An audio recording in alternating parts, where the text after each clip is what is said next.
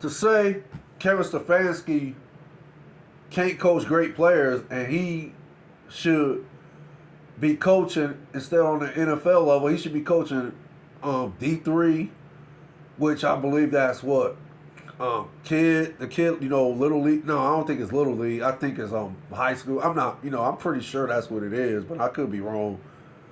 But to say he needs to be coaching kids on a D3 level, and that's what he's good enough. That's where his coaching talent skills belong in a D3 level. I would not agree with that at all because Stefanski, I believe he took over in 2018, and yeah, the first year the Browns they went under his regime. They went 11-5, and he got coach of the year, and the Browns won a playoff game, and they were like, I think they were like, I ain't gonna say literally, but they were like, maybe a quarter. Yeah, I think a quarter away from, you know, um, um,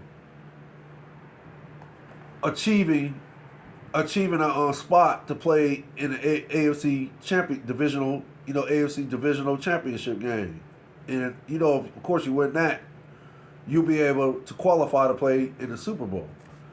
So they were able, they were a quarter away from advancing to the AFC championship game. Okay, but we all know how that turned out. Okay, so the following year, um, Browns, they lost their first game of the season. Okay, yeah, some wanted to blame Baker for that loss. But still, all in all, the Browns, they didn't look too bad. And Baker didn't look too bad at quarterback the first game of the following season. So you go, okay, as the season progresses, of course, we all know how the story ended. And it ended, of course, with Baker, it was against I don't know if it was a second game or third game, but Baker, I know the injury occurred against the Houston Texans. And we know he tore his, what's that? Gosh, what did he tore?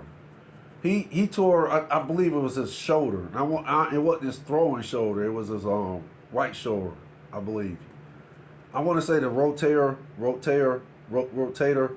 cuff or something like that he tore. I could be wrong about that.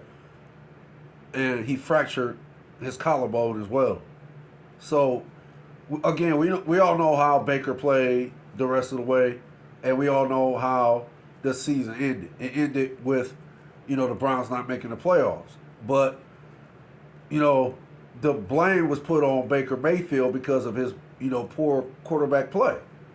And, yeah, you want to contribute that to the injury, of course, yeah. But still, people blame Baker because they were saying he should have, had surgery and just sat out. Because if you remember, he sat out against the Denver Broncos, and Case Keenum, took over. He started, and they ended up winning the game.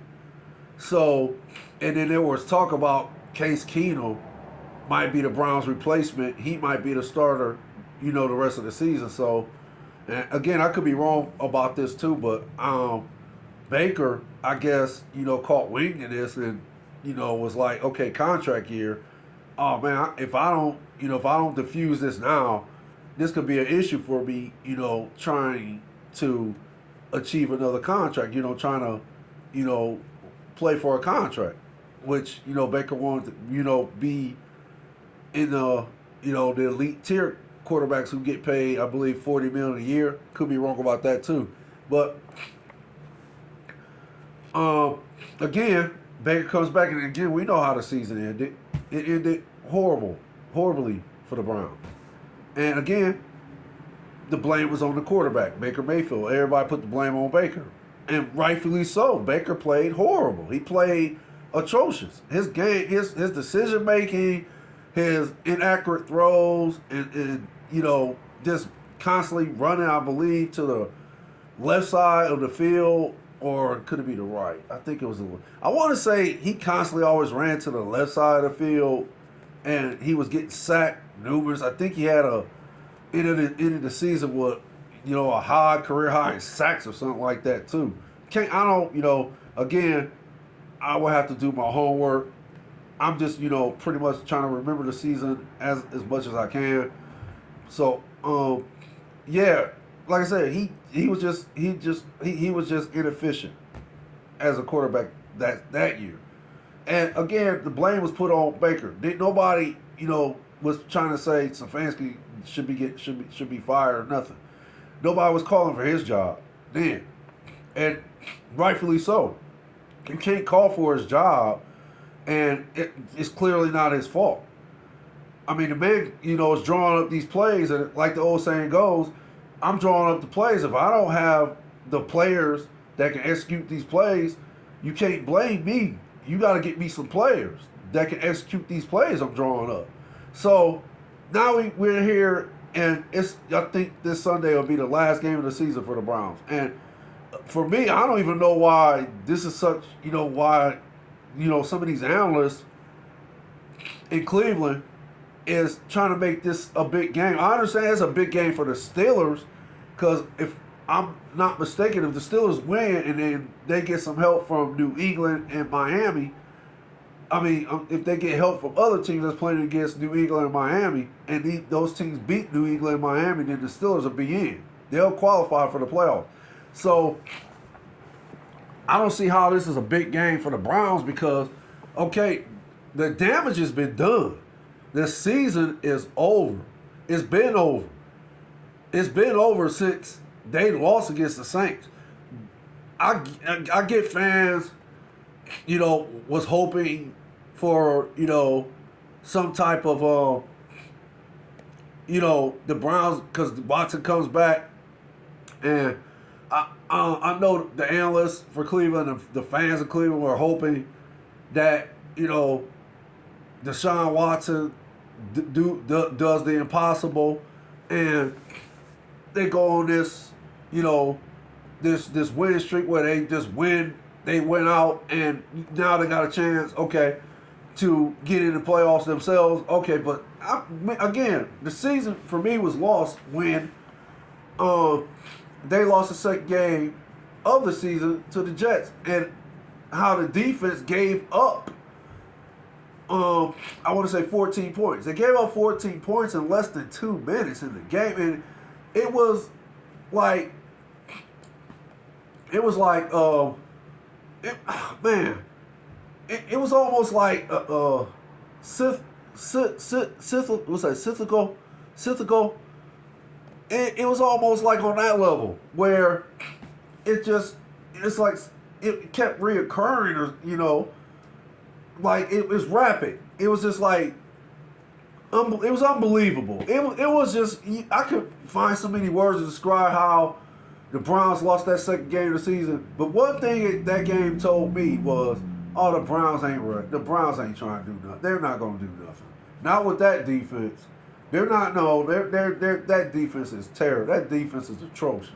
How in the world do you even, on the defensive side of the ball, how in the world you allow that to happen? And then on special teams, too. They screwed up on special teams. Again, how in the world you allow that to happen? So, okay, once all that took place, the season was lost for me then. Yeah, did I hold out a little hope that they would figure it out and start, getting their act together and so forth? Yeah, I did. But I always knew that after that second game of the season, it wasn't going to happen. So I never got my hopes up too high to the point where now, no, I'm not disappointed. No, I'm not, stressed out. No, I'm not an angry Browns fan because they are not, they're not going to make the playoffs for the second season. I mean, now, I guess you could say they're not going to make the playoffs in the second coaching reign of Kevin Stefanski. I made, like I said, I made my peace with it after the second game. So I'm like, okay, about the only thing I want to happen, I'm looking forward to, is the season being over and seeing if the organization is going to do the right thing and fire Joe Woods and fire Mike Pilfer. You cannot bring these dudes back, period. They cannot come back. But again, to say that about Kevin Stefanski, no, I'm not going to agree with that, because to Kevin Stefanski's offense, again, he never had the quarterback to run his offense.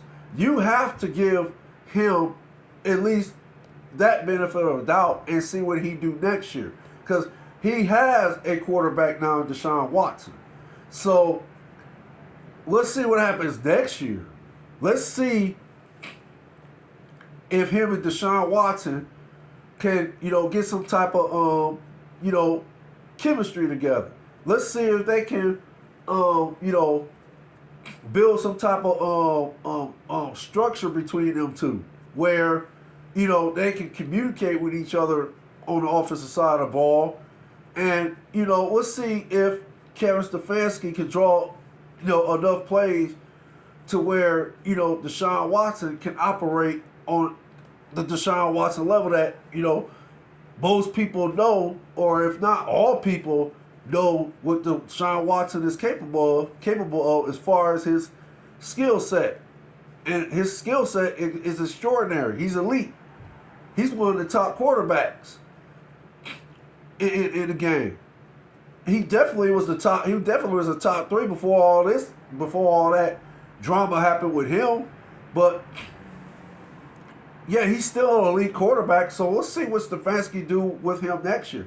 Let's see if they could get a new defensive staff and get a new special team staff. Let's just wait and see what the Browns do after Sunday, when the season will be officially over. We already know what's going to happen with Jadeveon Clowney. It's apparent now that he's not going to be back next year. Kareem Hunt might not be back next year either. But to touch on Jadeveon Clowney, I guess, and for me, I mean, I'm not even really questioning that. I'm not in in an uproar over that, because, I mean, to be honest, I'm glad somebody finally spoke up on that defensive side of the ball. I'm not sure if he spoke about the entire coaching staff of the Browns, but I know he spoke out about, from what I've been hearing, I know he spoke out on the defensive side of the ball, and rightfully so. I mean, my goodness. He said a few things that made sense to me. There's no leader. He said they don't have leaders. He said something, I guess he said something about the way the schemes are being run. He also said something about how he was being used on the defensive side of the ball and so forth. So, I mean, what do you expect someone to say when you got a bad defensive coordinator? I mean, come on. Joe Woods, and then now everybody is trying to say that can his job be saved because all of a sudden now the Browns have finally, have gotten some takeaways, and finally the defense is looking like it should have been looking this season. No, actually, let's keep that in its proper perspective and look at it in its entirety. Who the Browns been playing? The Browns ain't been playing anybody that's really playing for anything, or they ain't been really playing any teams that that haven't been good themselves. I mean, take the Commanders for example. Carson Wentz is horrible, and I would have never thought Carson Wentz would have turned out to be the quarterback he is today. But hey, facts is facts. He's a terrible quarterback right now. So okay, you play against a guy like that. If you can't beat a Carson Wentz, and you let a Carson Wentz have a career high on you, then okay, we already know what's already been said about defense. So, okay, for them to actually beat them, and I think they were losing at first, and then Watson wakes up and starts, playing, Deshaun Watson football in the second half of that game, and they end up winning. I think he threw 3 touchdowns that game. So they end up winning that game. But again, what about what the defense did against the Saints? What did they do against the Saints? They let the Saints, and the Saints didn't have anything. Andy Dalton, I think, at quarterback. And they let the Saints come in Cleveland, Ohio, in bad weather. The Saints is an outdoor team. But they let the Saints come into Cleveland, Ohio on 0 below temperature weather. And the Browns were actually up in the game, and then the defense turned around and give up, I want to say, a couple touchdowns, and that's how the Browns ended up losing the game. A touchdown and a field goal, I believe. Could be wrong about that, but yeah, that's how the Browns lost the game. So what you guys say about the defense in that game? Okay, that's my whole point. I'm just saying that, but final point for me is, no, I do not agree with most of these comments, if not some, about how people feel how people feel Kevin Stefanski should be fired. I do not agree with none of these opinions, and I don't agree with none of the speculation about him being fired. That's just how I feel. It's my opinion, but I think I have a strong opinion on this because of the resume Kevin Stefanski has produced in the last, well, I want to say 3 years, maybe 4, but let's go with 3. In the last 3 years, if you look at his resume, he's been slightly better than average on offense as the offensive play caller. Now, does he have too much responsibility as a play caller? Should he be relieved of some of these duties? Again, maybe, but I'm not making any decisions on Kevin Stefanski until next year. I am not going to sit up here and say, oh, they need to let Stefanski go because of the inept defense and the inept decisions both Joe Woods and Mike Priefer had made, as far as Joe Woods on the defensive side of the ball and Mike Priefer on special teams. Those decisions that both them guys made this season is the reason the Browns are not in the playoffs. It's just that simple. The decisions were just basically insufficient. The decisions was not at a level that could put your team in a position to win football games. It's just that simple. The decisions were poor. The decisions were a lot of head scratching. The decisions was just like, how did y'all get on this level? I mean, and I know these dudes are not incompetent. I'm not going to go that far. They're not incompetent. I refuse to believe that. But the decisions they made you seem like they were incompetent. So that's my final point. I don't feel Kevin Stefanski should be fired. I basically feel that the season was lost because of Joe Woods and Mike Priefer. And no, people need to quit talking about can they save their job this Sunday. I tell you what, if they come back, if they just so happen the Browns win this Sunday and the defense plays lights out, okay, let's say all these things are equal. The defense plays lights out. Let's even go far and say the defense shuts the Steelers out.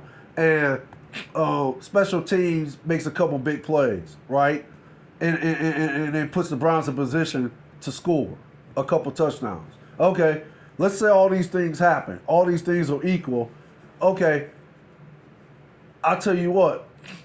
Even if these things are all equal and they still bring back Joe Woods and Mike Priefer, they agree to bring those dudes back, then I'm going to tell you what's going to happen. You get what you ask for. You get what you ask for. Definition of insanity is keep doing the same thing and expecting a different result. So you bring those two back, even though what I just said happens this Sunday, you still bring them back, then, okay. Don't expect anything to happen. Don't expect anything different to happen. Expect the same result that you've been getting for the past 3 years now. Expect the same result because that's what you're going to get, the same result. There's nothing different about what Joe Woods and Mike Priefer is going to bring to the table. They already showed you their hand, what they're going to bring to the table. They already showed you that for the past 3 years. So what's the point of bringing them back? No, you need to go and find a different philosophy. You need to go find some different coaches now. You need to go find a different special teams coach, and you need to go find you a different defensive coach. You need to let these guys come in with a different philosophy. It's just that simple. The ones Joe Woods and Mike Priefer have displayed for the past 3 years is clearly not working. It's got worse this year. It's gotten worse this year. If you watch the games last year, you could tell that it was starting to slip. The train was about to start falling off the tracks then. But didn't nobody pay any attention because the season was lost anyway because Baker was playing so horrible. So that was the focus. The focus was on the quarterback, and that being the reason why the Browns didn't make the playoffs. So all it did this year was get worse. That's all. It just got worse. Joe Woods and Mike Priefer just got worse this year. So if you bring them back, don't expect a different result. You're going to get the same one. That's a definition of insanity. Insanity. That's the definition of insanity. So that's pretty much. I just wanted to touch on that. Like I said, be on the lookout for my live podcast. Be on the lookout for my live podcast coming soon. Y'all take care. You and your family, y'all stay blessed out there. Stay safe too. One love. Facts for the Ghost. DJ Lottie Dottie. One love.